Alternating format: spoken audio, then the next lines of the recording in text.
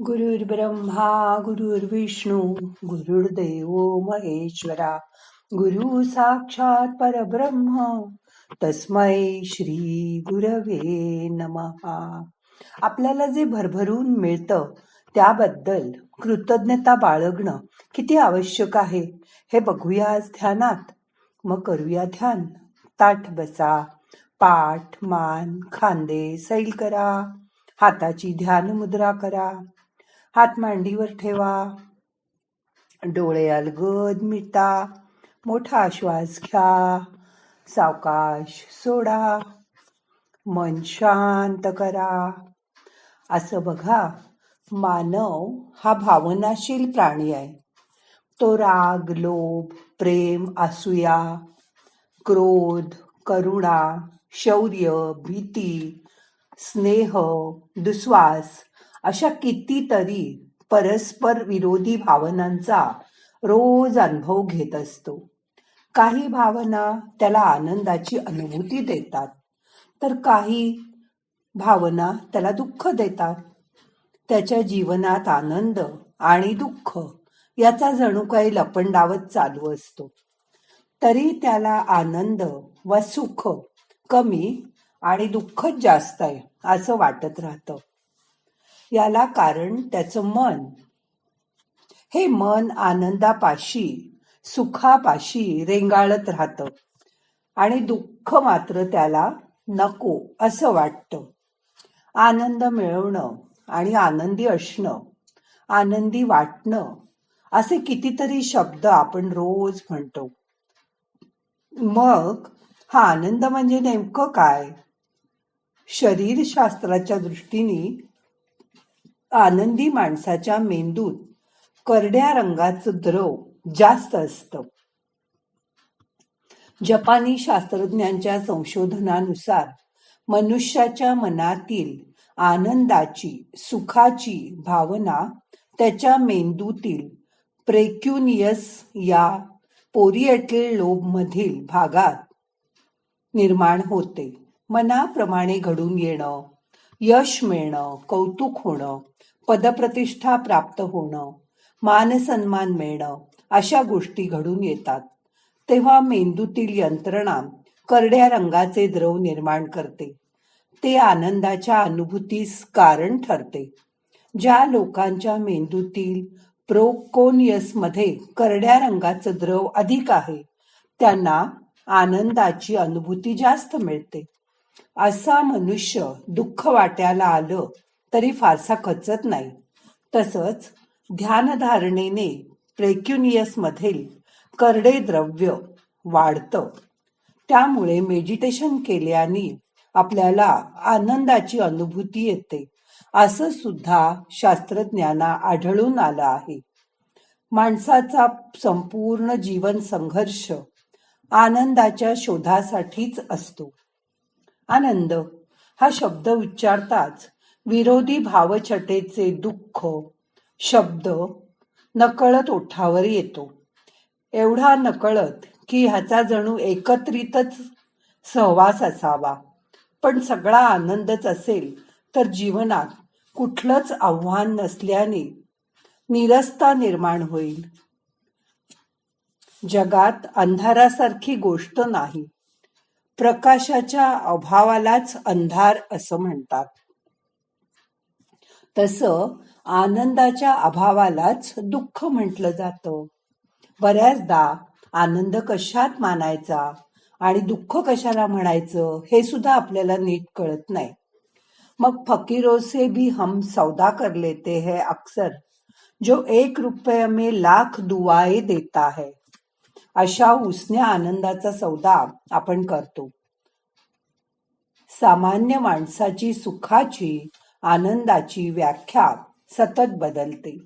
बरसणाऱ्या पाऊसधारा कोणाला आनंद देतात तर कोणाला चिकचिकाटामुळे त्या त्रासदायक वाटतात. एवढंच नव्हे तर एकाच व्यक्तीसाठी ही आनंद भावना क्षणोक्षणी बदलते. कुरकुरीत जिलबीचा तुकडा तोंडात घातला की आनंद वाटतो, पण त्याच जिलब्या भरपूर खाल्ल्यावर शेवटी त्या जिलबीकडे पाहणं सुद्धा आपल्याला नको वाटतं. एखादा मनुष्य लोकलमध्ये जर उभा असेल, त्याला वाटतं आता जाता आलं, आत जाता आलं तर ठीक.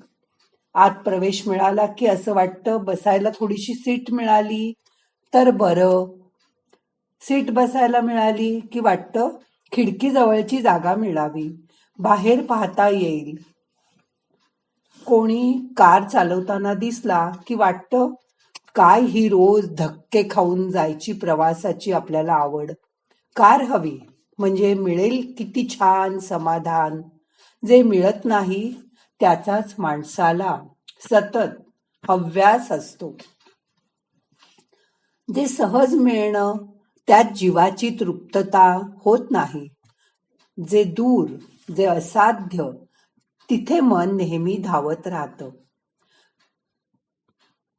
काही असामान्य माणसं मात्र स्वतःच्या आनंदाऐवजी मानवजातीच्या कल्याणाचा विचार करतात. त्यांनाच जगण्यातला खरा आनंद सापडलेला असतो. सर्वांच्या आनंदात ते आपला आनंद शोधतात. शास्त्रज्ञ वर्षानुवर्षे प्रयोगशाळेत राबतात, तहान भूक विसरून जातात आणि शोधामध्ये मग्न होतात. त्यांच्या सफलतेचं कधी विश्वाचं गूढ उकलतं, कधी एखाद्या दुर्धर आजारावर त्यांना औषध सापडतं. एखादा लेखक श्रेयस प्रेयसाचा शोध घेत स्वतःविरुद्ध बंड पुकारतो. एखादा गायक ऐशो आराम विसरून आयुष्यभर रियाज करून इतरांना अवर्णनीय आनंद देतो. चित्रकार, शिल्पकार तहानभूक विसरून त्यांच्या साधनेत मग्न होतात आणि जगात सौंदर्य निर्माण करतात. विचारवंत, धर्मसंस्थापक खडतर मार्गावरून चालत मनुष्यासाठी आदर्श जीवन मार्ग शोधतात. समाजसुधारक घरदाराकडे पाठ फिरवून दुर्लक्ष करून समाज सुधारणेचा वसा स्वीकारतात. गरजवंताची गरज भागावी यासाठी ते अहोरात्र झटतात. या माणुसकीमुळेच आपलं जीवन आनंदमय, सुखमय होतं.